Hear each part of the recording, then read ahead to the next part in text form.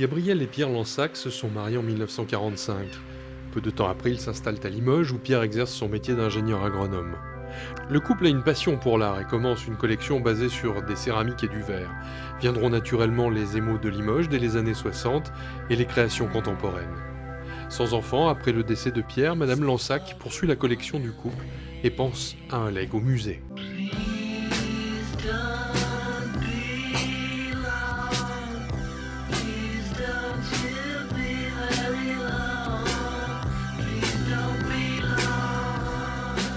Très tôt, ils vont fréquenter en particulier la galerie Christelle parce qu'ils retrouvent dans les mailles, et en particulier je pense dans les mailles de Christian Christelle, ils retrouvent des liens avec la céramique. Et ça, c'est pour avoir assisté, après le décès, pour avoir assisté au déballage, je dirais, de tous leurs trésors. C'était très impressionnant de voir combien il y avait des points communs et un lien entre la collection de céramique et la prolongation dans la collection des mailles. C'est un legs très important, c'est une vraie collection, c'est un vrai ensemble avec une vraie cohérence, au point même que, d'une certaine façon, ça a pu conditionner à un moment donné la politique d'acquisition du musée, parce qu'il y avait un ensemble très important de Pierre et de Christian Christelle. Il fallait... C'était important que ces deux émailleurs, entre autres, mais que ces deux émailleurs soient présents dans les collections du musée. En même temps, les pièces importantes qui échappaient au Lansac, il fallait aussi leur laisser l'opportunité d'aller ailleurs pour que tout ne soit pas concentré à Limoges et leur laisser une faculté de rayonnement auprès d'autres collectionneurs, d'autres galeristes ou d'autres collections publiques. Donc il y a eu une espèce de dosage important à prendre en compte. Ce qui est tout à fait intéressant, c'est d'avoir le reflet d'un goût.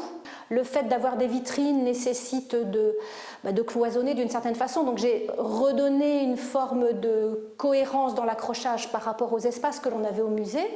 Mais en même temps, je pense que la collection est très, très fortement marquée. La seule exigence de Gabriel Lansac au moment de la préparation du legs était la non-séparation du lot 25, composé du portrait de Bachelard, peint par Lapoujade, et de 4 plaques émaillées commandées à Christian Christelle sur le thème des 4 éléments. C'est bien que je me suis concentré sur ce que je considérais la terre, ce que Bachelard a écrit sur la terre, le feu, l'air, l'eau. Et l'air, c'est peut-être ce qui m'a donné beaucoup plus de travail, c'est l'air. Parce que l'eau, on peut symboliser l'eau plus facilement, mais l'air, comment exprimer l'air? Alors c'était quelque chose de beaucoup plus subtil. Là, je me suis embêté, mais ça m'a beaucoup intéressé et ils étaient passionnés. Ils cherchaient. À Limoges, ils ont découvert, à Limoges, de notre galerie, c'est un peu prétentieux ce que je dis, mais ils ont découvert des choses qu'ils n'avaient pas vues tellement ailleurs. L'influence du couple Lansac se fait sentir sur le travail des émailleurs. Simone Christelle, alors galériste, reconnaît une filiation certaine à partir de l'achat en 1986 d'une première pièce lors de la Biennale de l'émail. Ils l'ont acheté, ils l'ont retiré à la fin de la Biennale, ils l'ont réglé à la Biennale, donc on ne savait pas qui avait acheté cette pièce. Et ils ne sont pas venus nous le dire.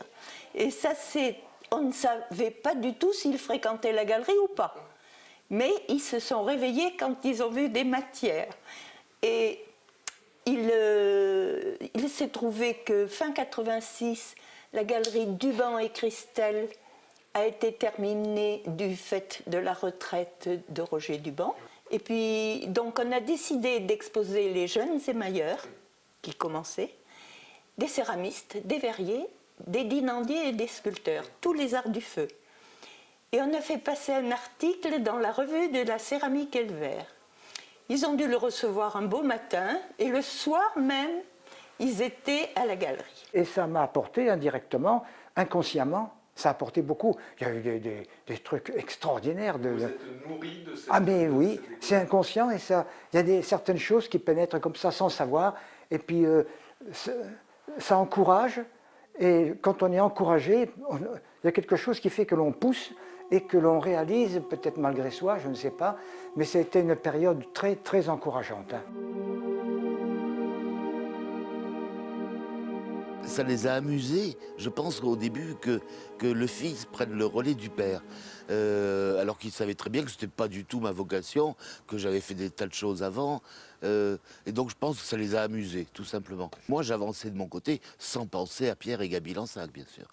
Et j'avançais de mon côté, et finalement les choses que je faisais, parce que comme j'étais très curieux de l'émail, ils sont devenus curieux de mon travail.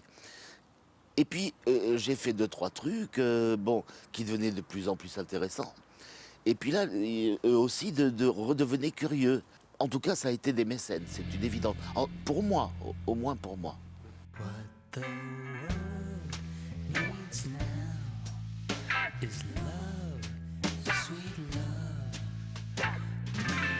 Enfin, c'était des gens pas toujours faciles.